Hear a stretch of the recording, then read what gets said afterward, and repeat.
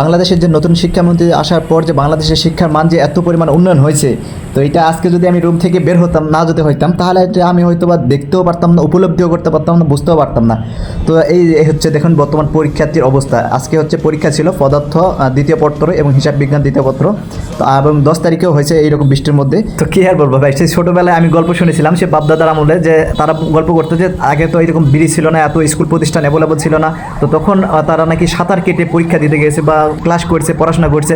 তো আজকে আমি বাস্তবে দেখলাম যে আমাদের ডিজিটাল বাংলাদেশেও নাকি সাঁতার কেটে পরীক্ষা দিতে হয়। মানে একদিন আজকে বন্ধ রাখলে কী হয়, এই দেখেন আমি বর্তমান শিক্ষা বোর্ডে আছি, শিক্ষা বোর্ড তো একবার পুরো প্লাবিত, পানিয়ে প্লাবিত, এবং পাশেই হচ্ছে পরীক্ষার্থী, তারা পরীক্ষা দিতে যাচ্ছে, কিন্তু দেখেন তাদের গা একটু কিন্তু পানি সাঁতার কেটে তারপর পরীক্ষা দিতে যাচ্ছে, এবং অনেকের দেখতেছি পড়ে যাচ্ছে। কারণ এলাকার আমি তো জানি, আমি শুকনো থাকা অবস্থায় এগুলোতে আমি দেখছি একবারে রাস্তা বাজে, এবং কোনো জায়গায় খাল আছে, কোনো জায়গায় গর্ত আছে, কোনো জায়গায় আছে উঁচু নিচু, এরকমটা। তো অনেক শিক্ষার্থী পড়ে যাচ্ছে।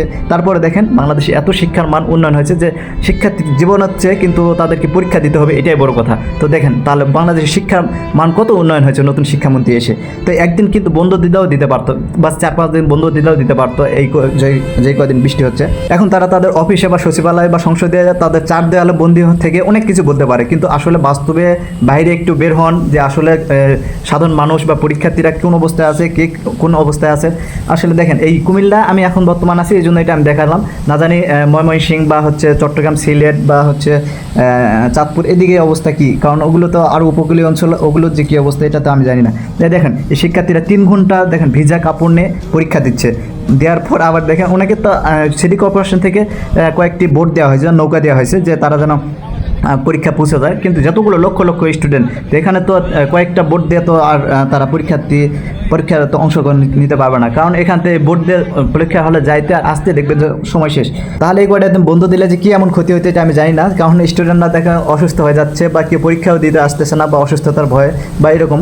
তো কী আর বলবো, কিন্তু বাংলাদেশে দেখেন কখন বন্ধ দিবে, যখন দেখবে যে দুর্যোগ আসবে তখন না, যখন দেখবে যে তাদের ক্ষমতা টিকিয়ে রাখার জন্য বা ক্ষমতা পাওয়ার জন্য যখন আন্দোলন করবে, তখন দেখবেন যে শিক্ষার্থী বা স্টুডেন্ট, কলেজ, ভার্সিটি সব কিছু বন্ধ দিবে, স্থগিত থাকবে, ওইটা করার লকডাউন অনেক কিছু থাকবে। তাহলে দিন শেষে যদি শিক্ষার মান উন্নয়ন করতে যদি নৌকায় নাগে, তাহলে নৌকা নিষিদ্ধ করলেন কারণ নৌকায় তো ভালো ছিল, কারণ নৌকা বিলুপ্ত করলেন কালে, তাহলে এইরকম। তো আমি আবার মাঝে মাঝে উচিত কথা বলি, এই জন্য মানে দেশ নিয়ে অনেক সময় ভাবলে উচিত কথা বের হয়ে যায়, তখন আমি অনেকের কাছে খারাপ হই বা অনেকে মানে খারাপ মন্তব্য করে। তো এই জন্য আমি দেশ নিয়ে ভাবলেও আর দেশ নিয়ে কোনো কিছু ভিডিও বানাতে ইচ্ছা করে না, কারণ এখন আমার হয়তো বা কোনো পজিশন নাই, আমার পদ নেই, আমার ক্ষমতা নেই।